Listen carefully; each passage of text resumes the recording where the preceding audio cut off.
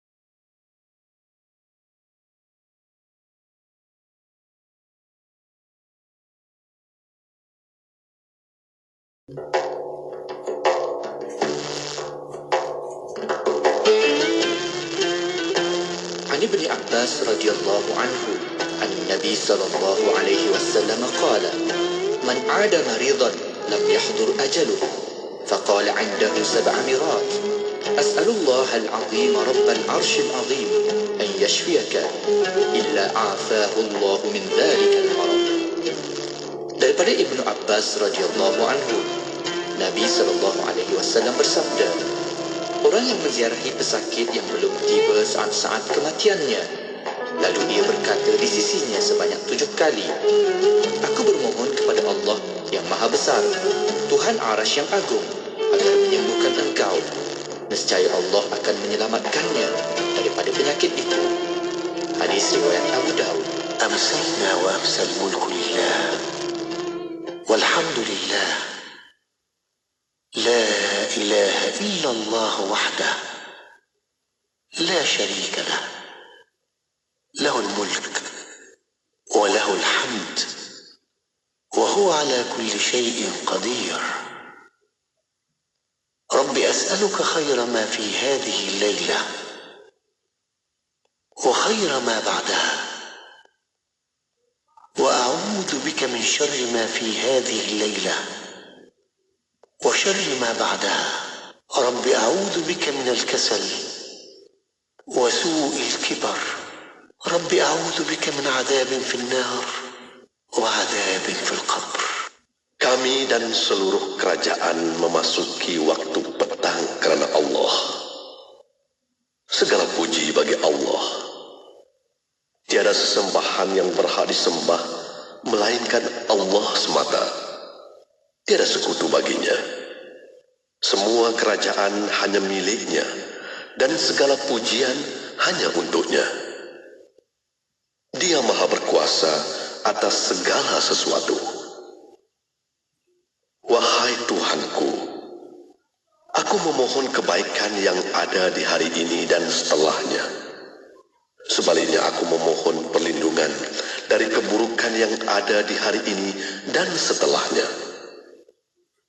Wahai Tuhanku, aku berlindung kepadamu dari kemalasan dan buruknya umur tua. Wahai Tuhanku, aku berlindung kepadamu dari azab neraka dan azab kubur. Ya Rabbi lakal hamdu kama yanbaghi jalali wajhika wa 'azimi sultanik.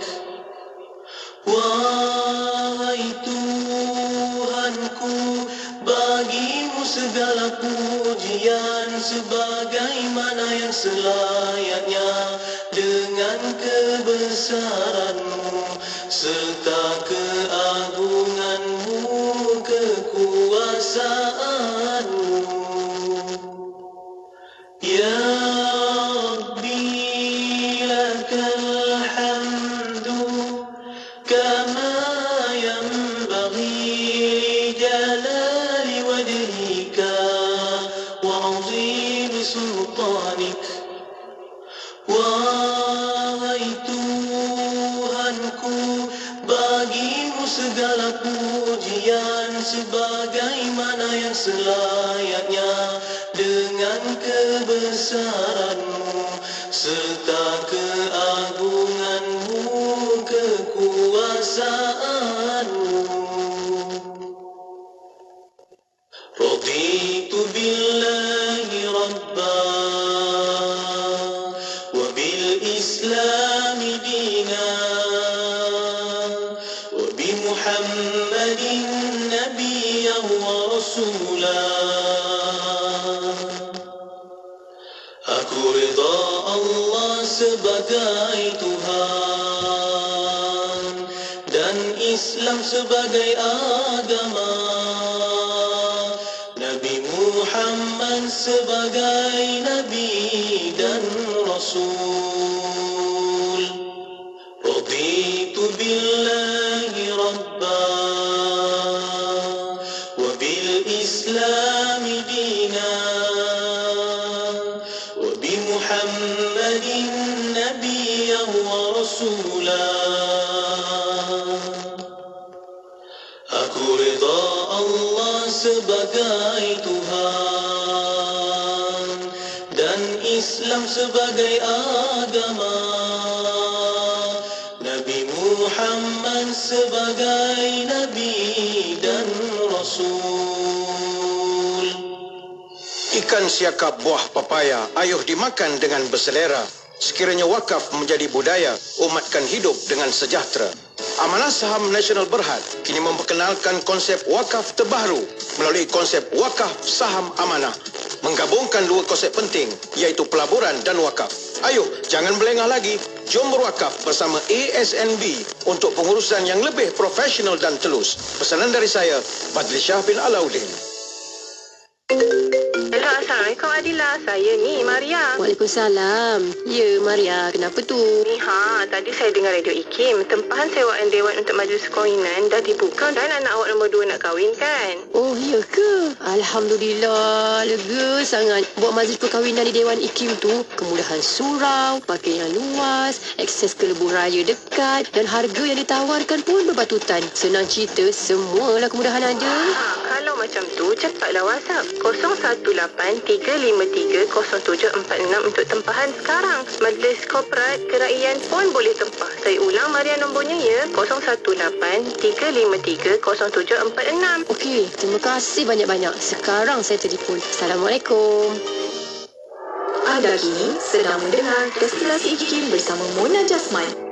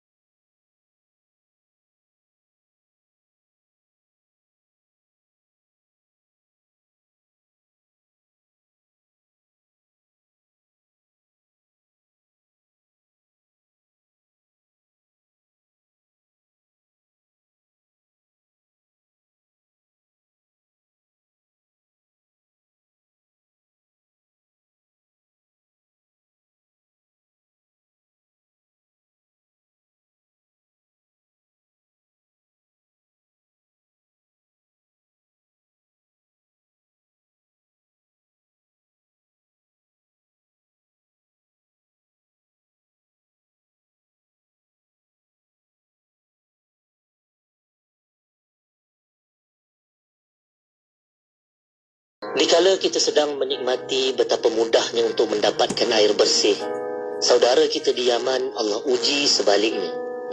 Mereka terpaksa berjuang untuk mendapatkan setitik yang berharga. Maka dengan itu, kami di Kasih Insan Malaysia merasa terpanggil untuk mengajak anda berkongsi keperitan Ahlul Yaman. Berkongsi rasa dengan bantu meringankan beban mereka. Kita bantu mereka dengan menyalurkan lori-lori air bersih untuk mereka gunakan sepanjang Ramadan kali ini. Bersama kita sahut seruan sedekah yang paling utama seperti mana yang diberitahu oleh baginda Nabi sallallahu alaihi wasallam. Antara sedekah ataupun infak yang paling afdal adalah memberi air. Dan di dalam riwayat yang lain pula ada disebutkan Allah beri keampunan kepada orang yang beri minum kepada haiwan yang sedang dahaga. Andai as-sabab haiwan pun Allah beri keampunan, apatah lagi bila mana kita hilangkan dahaga hamba Tuhan, dan mereka itu Ahlul Yaman. Sasaran kami 1,000 lori bakal kami edarkan ke Taiz, Ma'rib, Hudaidah dan banyak lagi kawasan-kawasan terkesan teruk akibat peperangan. Konsep kami tiada penangguhan dalam kebaikan. Sebaik kami terima bantuan, sesegera mungkin kami salurkan. Anda boleh terus hubungi 012-703-0788 atau layari kasihinsan.org. Pantau aktiviti kami di Facebook Kasih Insan atau hubungi segera 012-703-0788. Rebut yang terbaik, beri yang terbaik. Kasih Insan, kasihi Yaman. Johor Bahru 106.2 FM.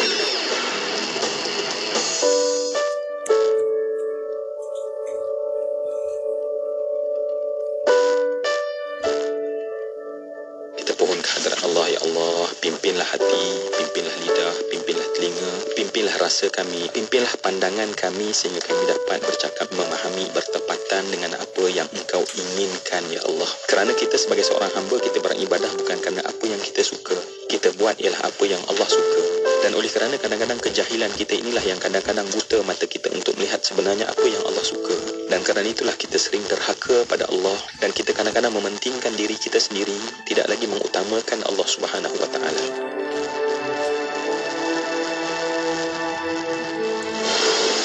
Kuala Terengganu 100.2.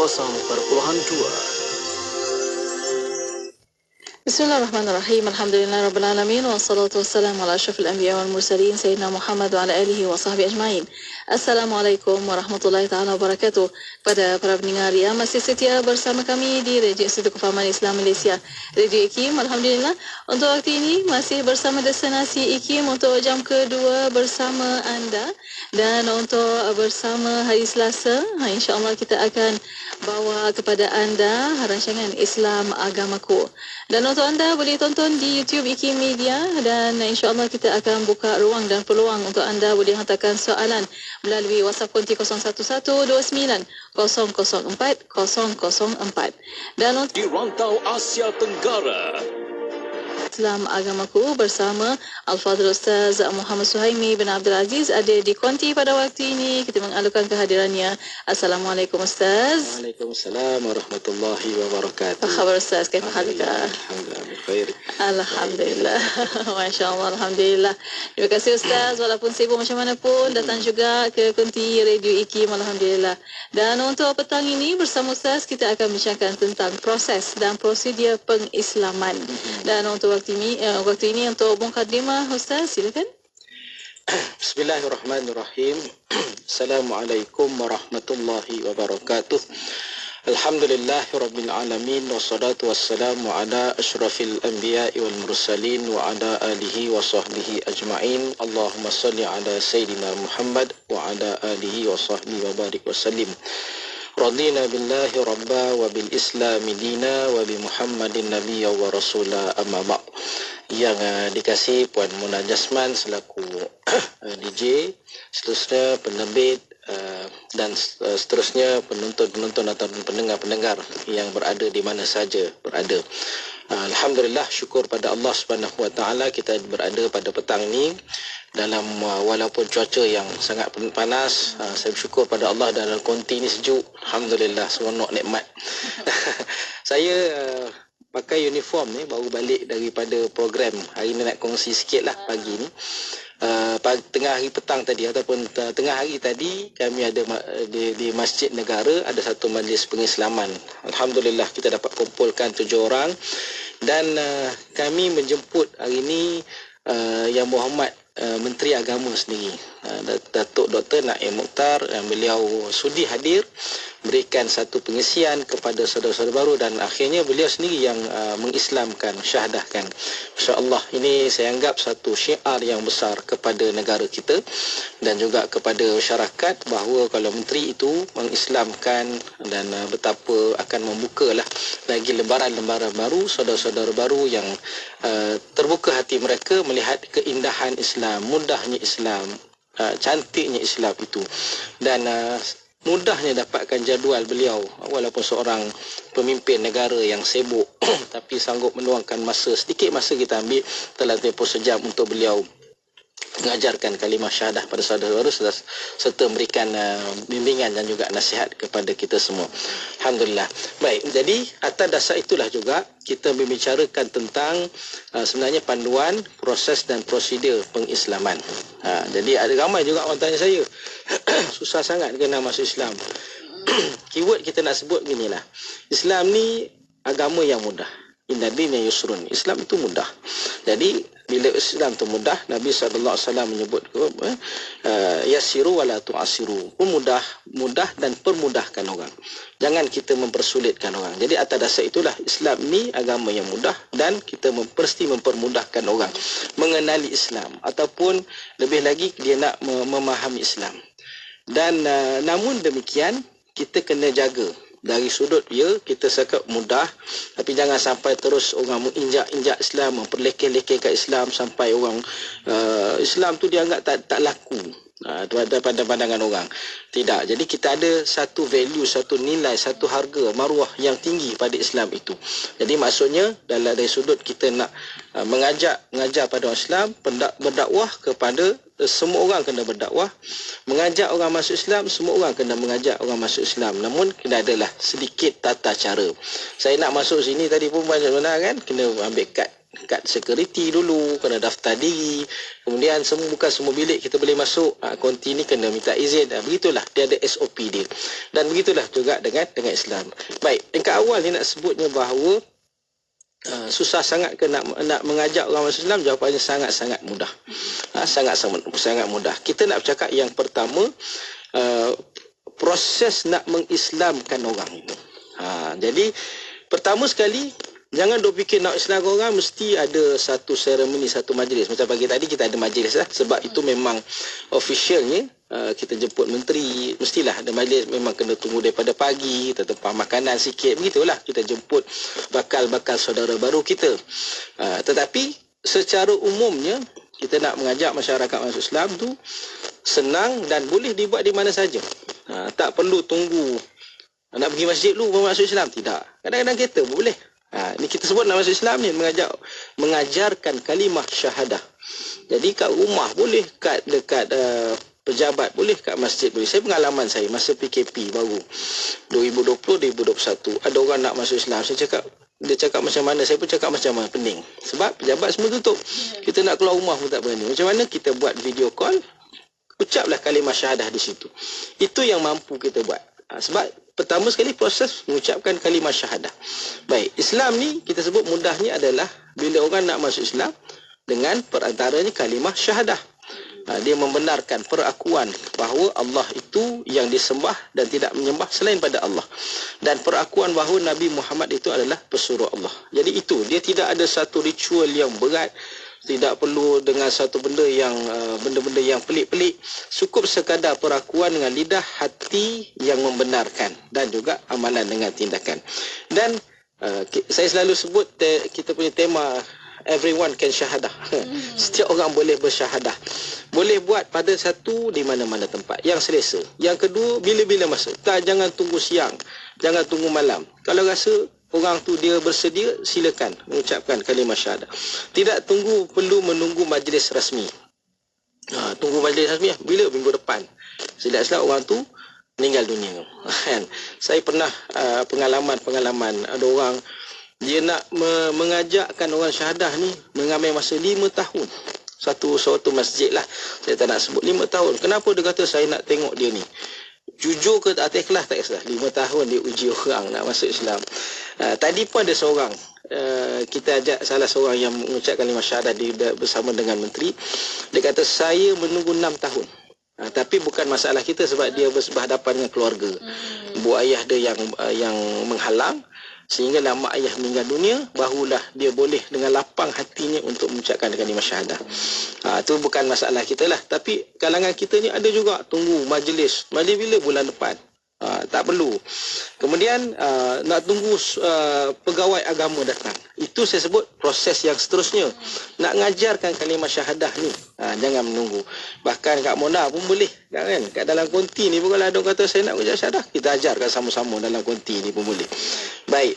Dan sekiranya individu yang ingin syahadah itu sedia, maka seharusnya tunaikan apa yang dihasratkan. Jangan tangguh-tangguh. Jangan tangguh-tangguh, tunggu esok, tunggu bila. Jangan. Dia dah bersedia. Cumanya kita tak boleh terburu-buru. Kita ni, kalau dia kata saya ambil masa dulu, berikan dia masa. Berikan dia masa. Cuma kita boleh hanya memujuk lah. Ada satu kes yang dia daripada Sarawak. Dia nak masuk Islam, dipujuk oleh keluarga sebelah sinilah. Dia nak berkahwin lah, keluarga dah redha apa semua. Cuma ada satu halangan, dia kata saya perlu balik Sarawak. Kenapa? Nak minta restu nenek ni. Nenek dia, sedangkan dia umur 20-an lah. Jadi saya cakap, saya pujuk, boleh nak balik, boleh. Tetapi kita tak jamin bila boleh kembali ke dia ke sini. Dalam keadaan waktu tu PKP, kemudian dalam keadaan nak balik tu bila, kan, dan kemungkinan mungkin ada halangan-halangan tertentu. Saya cakap ucap kalimah syahadah sebab dia dah redha dah, dia dah restu dah, dia dah bersedia dengan hatinya. Cuma dia nak dapatkan anggukan, nak dapatkan daripada restu daripada nenek saja. Saya cakap kalau diri dah bersedia, tidak perlu tangguh. Itu tak apalah. Cuma kita tak boleh nak paksa. Jangan kita gopoh paksa dia. Baik, dan tak perlu kita juga menunggu dokumen-dokumen yang tertentu. Senang. Kita kata nak mengajarkan kalimah syahadah itu sangat-sangat senang. Sesiapa saja boleh mengajarkan kalimah syahadah.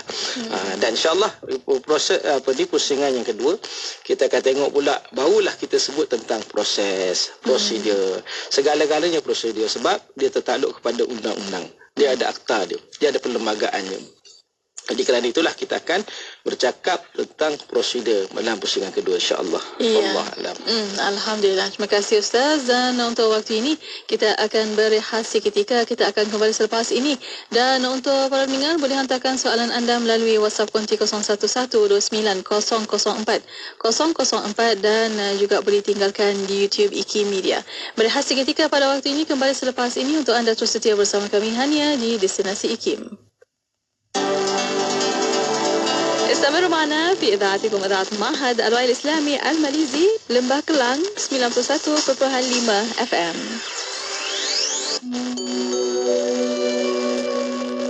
Cahaya iman tumbuh di negeri jauh, subur di dada hamba yang hauskan petunjuk jalan kebenaran. Ketaatan kepada Ilahi menjulang para pahlawan ke mercu kejayaan. Apakah yang lebih agung daripada rasa tunduk kepada Maha Pencipta? Kerana Khalik tetap hidup selama-lamanya, tanpa awal, tanpa akhir. Tebarkan rasa cintamu kepada Allah Maha Penyayang dan cintamu kepada Rasulullah sallallahu alaihi wasallam ke tiap taman jiwa, ke tiap juzuk rasa, ke tiap laman hidup, ke tiap pokok bicara. Iman itu cahaya. Adakah cahaya lain yang lebih ampuh daripada cahaya iman? Cahaya iman menjadikan manusia ampuh pada masa perang. Cahaya iman menjadikan manusia waspada pada masa aman. Cahaya iman menjadikan manusia insaf pada masa susah. Cahaya iman menjadikan manusia syukur pada masa senang.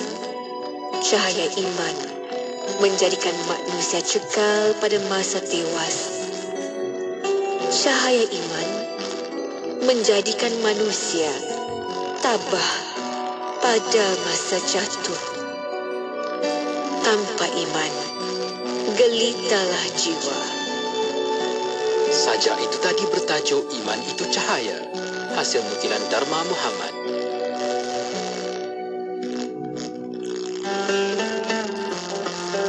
Daripada Jarir radhiyallahu anhu, daripada ayahandanya, Rasulullah sallallahu alaihi wasallam bersabda, "Man sanna sunnatan hasanah falahu ajruha wa ajru man amila biha ila yaumil qiyamah."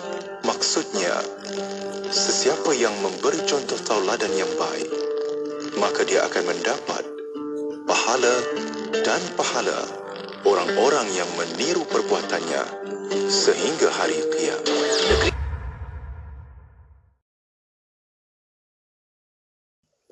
Bismillah, alhamdulillah, wassalatu wassalamu ala rasulillah. Alhamdulillah, masih bersama Destinasi IKIM pada waktu ini untuk rancangan Islam Agamaku. Dan bersama para pendengar, masih lagi di YouTube IKIM Media untuk anda boleh tonton di situ.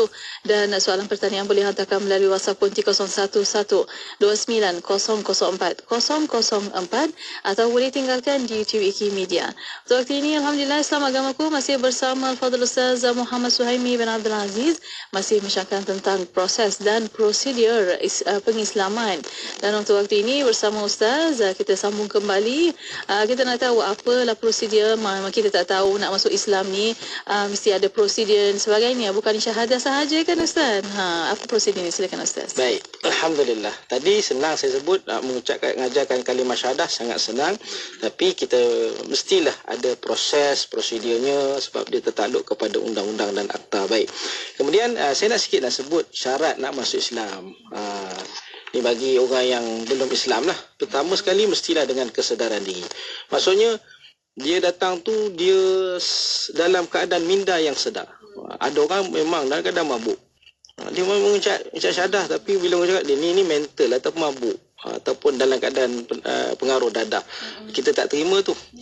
Kita biar dalam keadaan dia sedar, kemudian dengan kerelaan hati. Kita sebab selalu saya katanya datang, adakah dipaksa?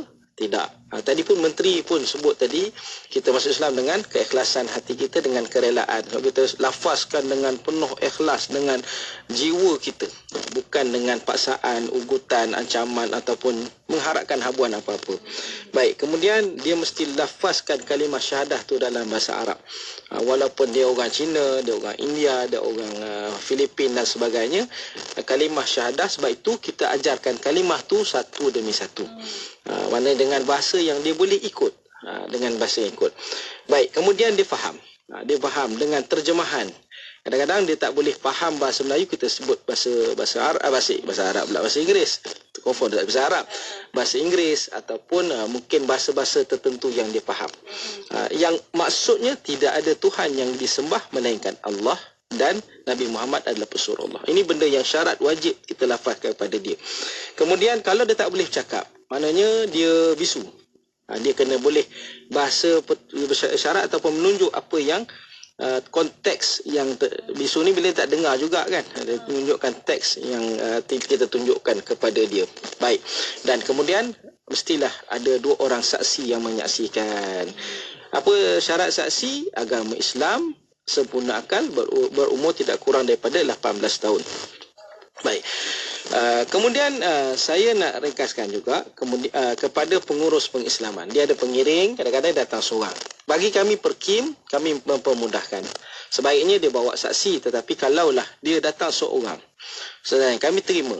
Kalau perkim kami terima, insya-Allah kita ada saksi yang akan kita sediakan melihat tentang majlis tersebut. Saya nak berikan panduan kepada orang yang menguruskan pengislaman. Siapa-siapa je lah, pegawai ke. Pertama sekali, mestilah kita ni bersihkan niat kerana Allah. Kadang-kadang timbul perasaan kan, aku telah Islamkan 1000 orang. Sebenarnya bukan dia bawa, dia tolong Islamkan syahadah. Ya, dia syahadahkan saja. Jadi niatkan ikhlas kerana Allah SWT. Jangan pula pandang lekeh pada dia ni, nak Islam ni lain tu, bukankan apa, bukankan itu. Dan bukan juga kita mengharapkan imbuhan. Macam kami sendiri tak ada apa-apa pun. Bahkan setiap kali orang Islam, kita yang akan keluarkan duit poket kita sendiri. Kemudian berdoa kepada Allah supaya amalan kita diterima di sisi Allah SWT. Baik, ada kalangan mereka yang masuk Islam ni, biasanya kita akan buat video ni sebagai satu dokumentasi yang galakkan kepada orang yang lain. Tapi ada juga kalangan mereka yang nak dirahsiakan. Macam tadi pun ada seorang, dia pakai mask, dia duduk tepi sekali. Dia kata dengan menteri, saya nak Islam syahadah, tapi jangan ambil gambar saya. Sebab dia masalah keluarga lah. Tak apa, kita jaga kerahsiaan itu. Jaga, jangan ambil gambar, jangan cerita kat orang nama dia. Kalau boleh nama samaran pun tak apa. Kemudian layani pemohon ini dengan baik. Dia datang ni dengan susah payah. Kadang-kadang ni kadang kita ni cara layan tu yang menyebabkan persepsi dia kata Islam ni agak sombong. Sebab dia melihat kita layan acuh tak acuh. Dia dah harga, pergilah ambil air sana, pergi ambil sendiri. Kan?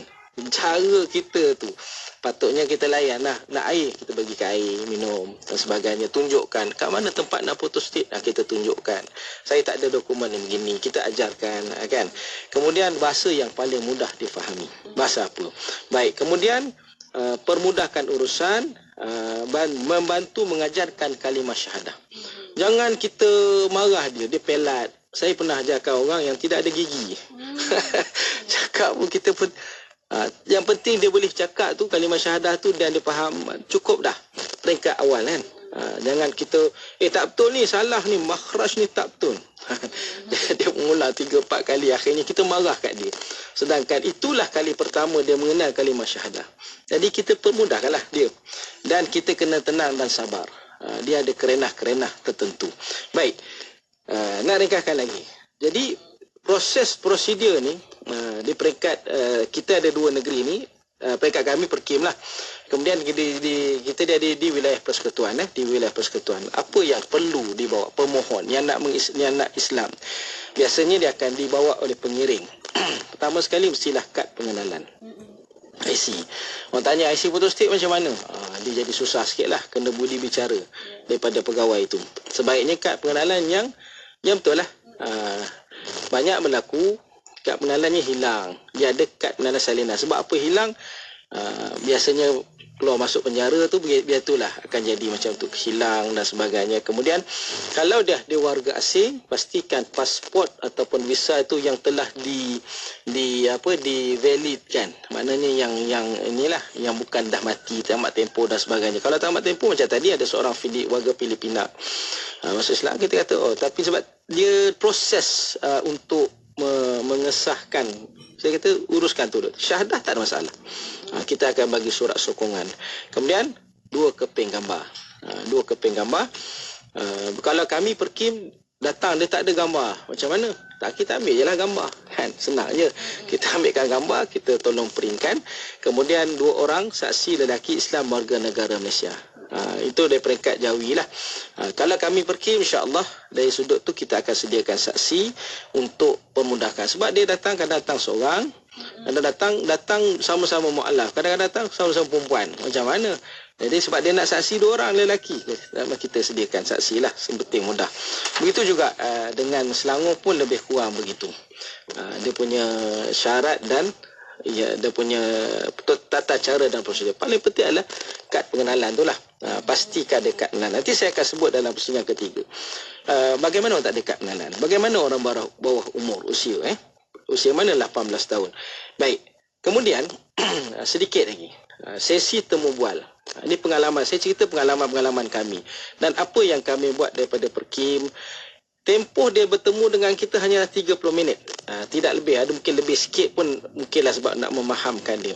Dalam tempoh 30 minit itulah kita nak mencerakinkan segala perbincangan-perbincangan kita yang akhirnya membawa natijahkan kepada kalimah syahadah. Pertama sekali, ta'aruf ringkas. Tanya latar belakang.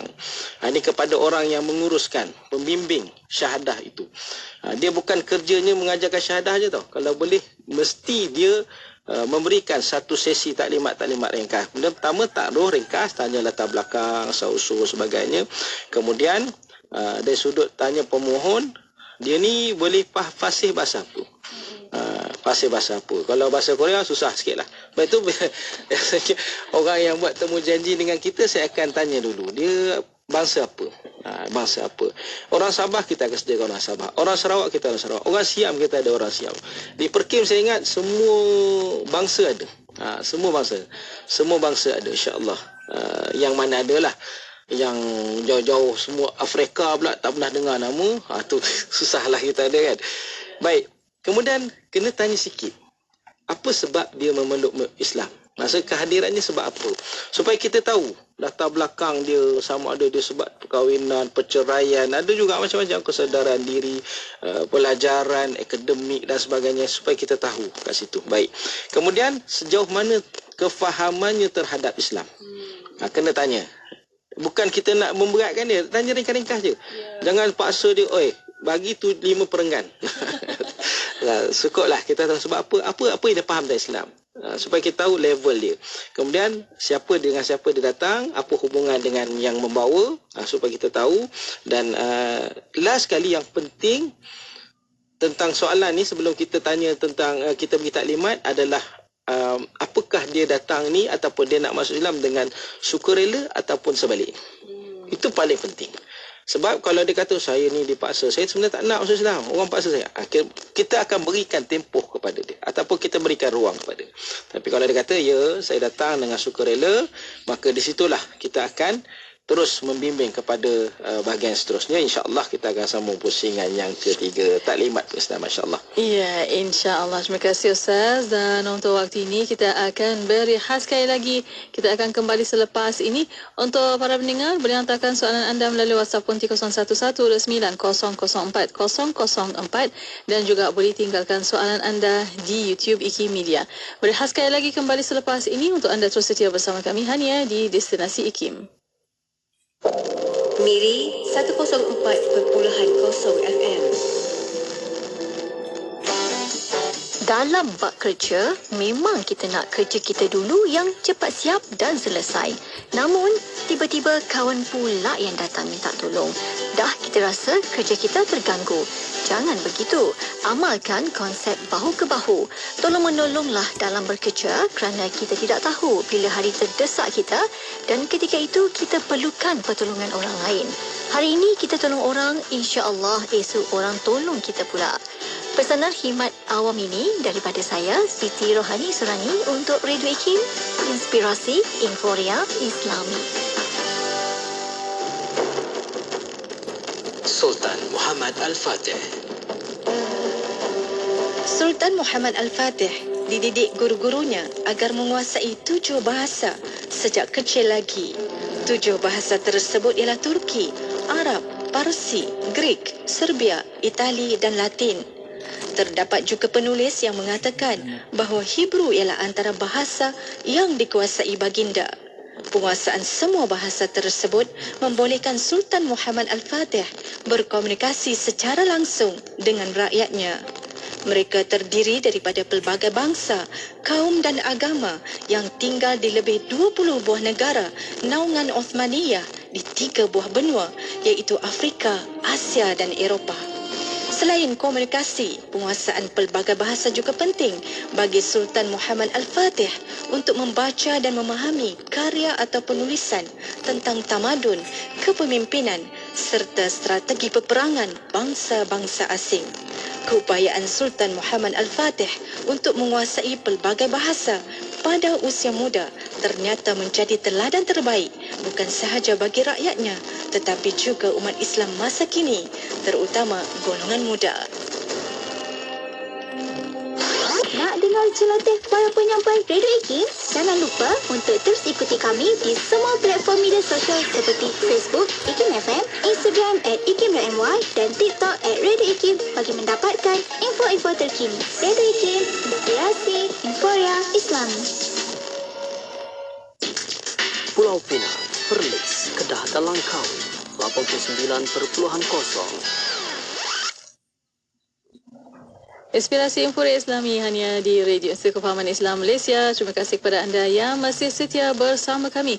Untuk waktu ini masih bersama rancangan Islam Agamaku dan masih bersama Alhamdulillah Al-Fadhil Ustaz Muhammad Suhaimi bin Abdul Aziz untuk petang ini membincangkan tentang proses dan prosedur pengislaman.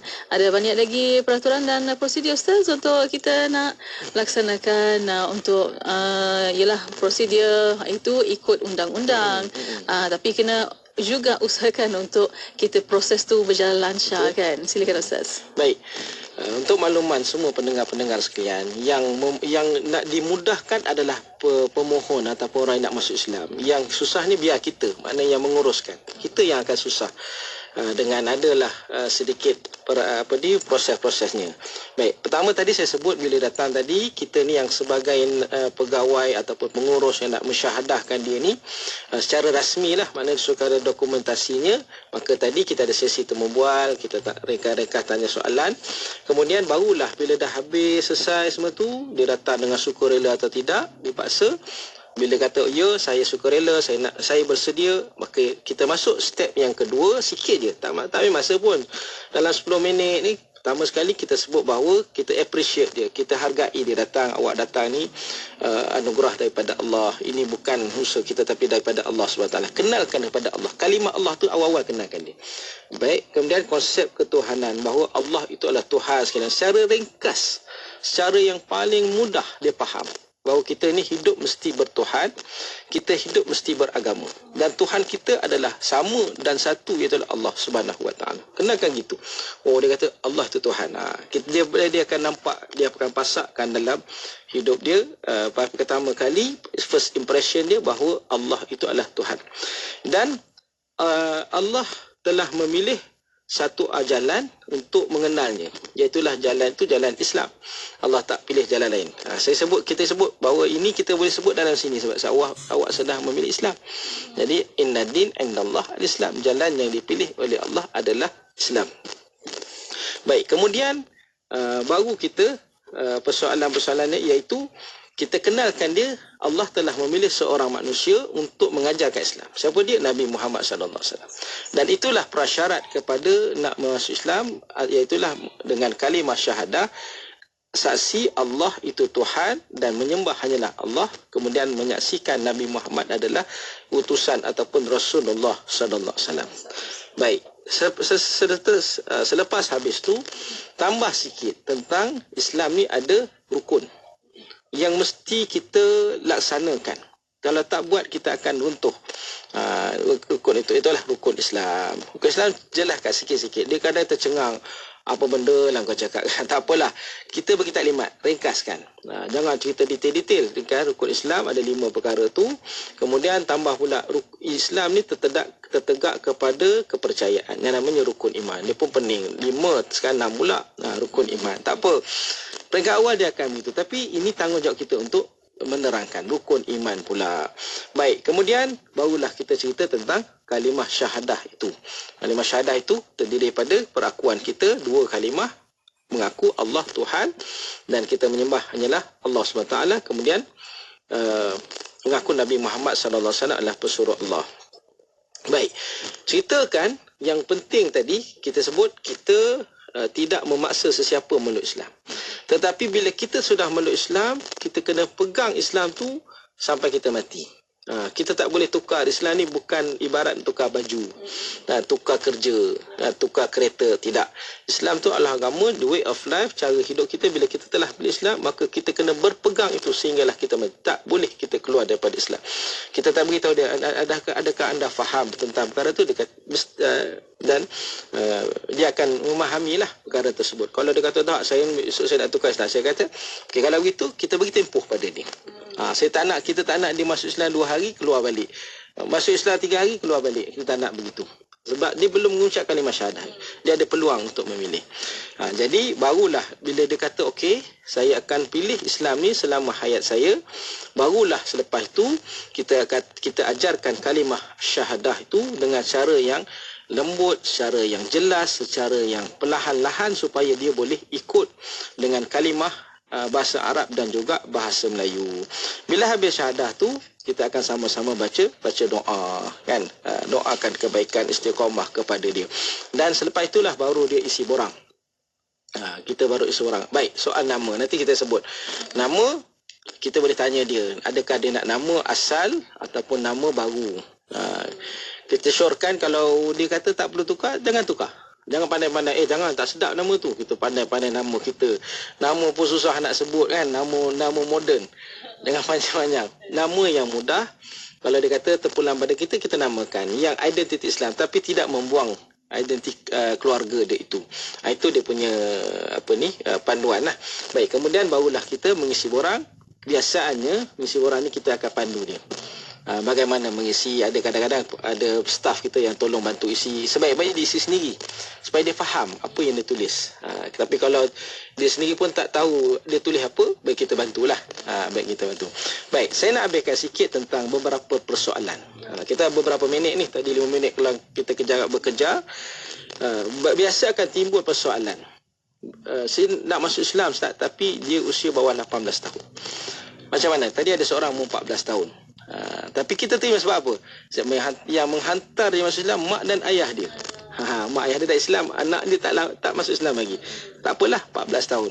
Baik, kalau yang bawah usia 18 tahun, macam mana nak jadi? Macam mana nak buat?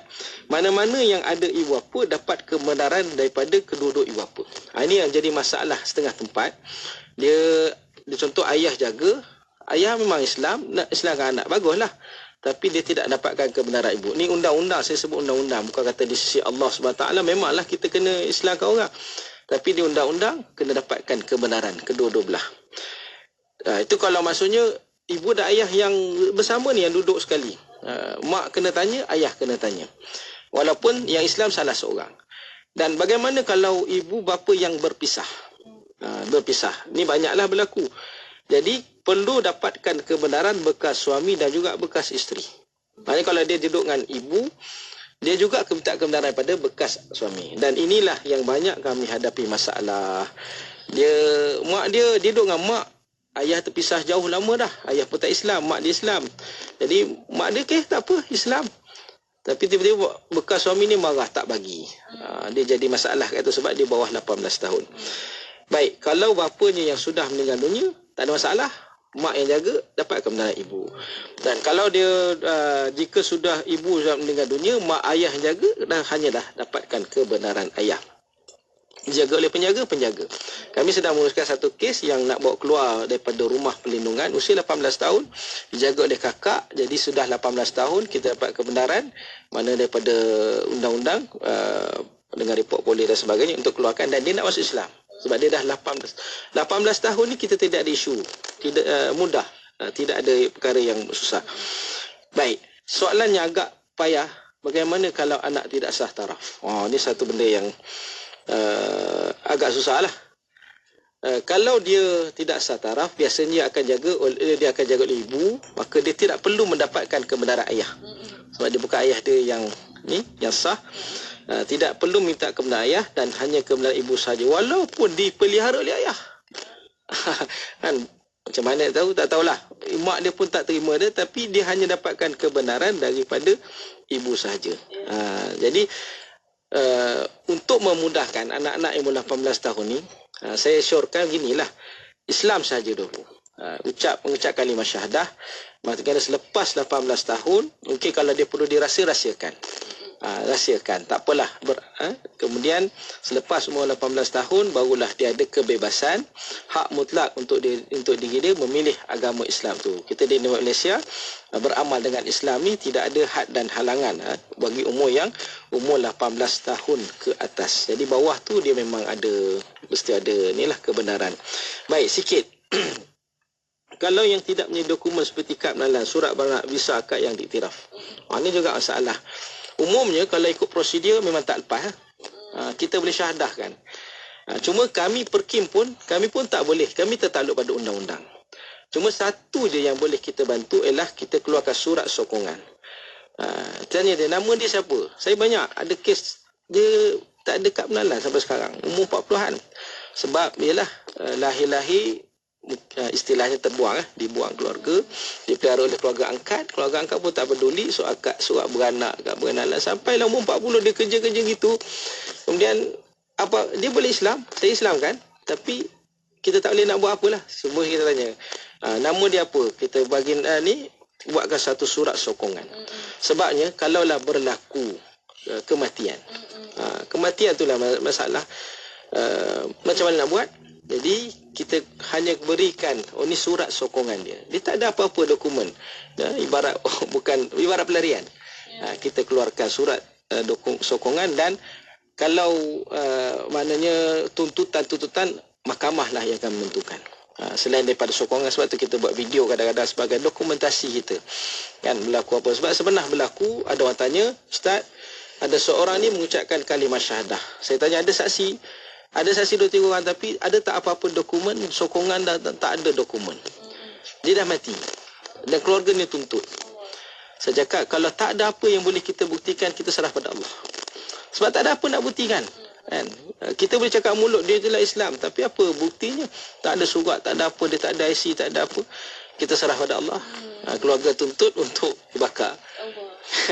Kita cakap serah pada Allah yang mengetahui keadaan dia Islam atau tidak Islam. Jadi penting tentang dokumentasi itu. Dan begitu juga yang tidak ada saksi, tidak menjadi saksi, pihak Perkim kita akan bantu. Mungkin di Jabatan Agama dia ada strict sikit, tapi pihak Perkim kita akan bantu untuk memastikan dia akhirnya dia dapat mengucapkan kalimah syahadah tadi. Baik, saya nak habis, tapi mungkin kita akan sambung dalam tajuk yang akan datang. Mualaf dan juga perkahwinan. Dia ada hak-hak yang seorang isteri yang nak masuk Islam. Itu persoalan yang agak kompleks, dan tapi saya tak jawab sekarang lah. Saya akan jawab dalam tajuk yang akan datang, insya-Allah. Jadi saya rasa itulah yang boleh sampaikan. Proses dan prosedur yang nampak banyak sebenarnya mudah. Insya-Allah mudah. Allah permudahkan.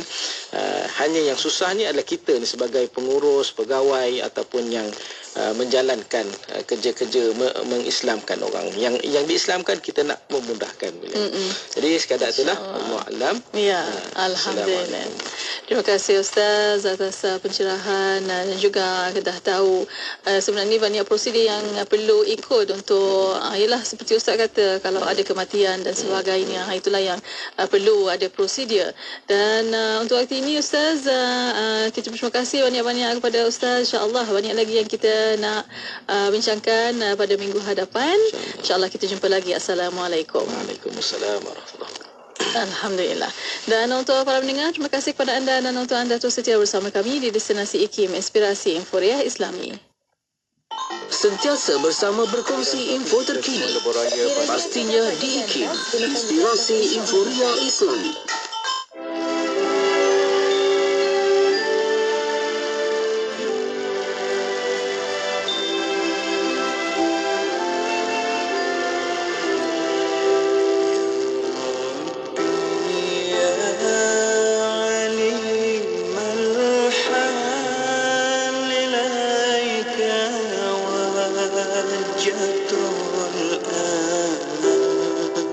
فمن علينا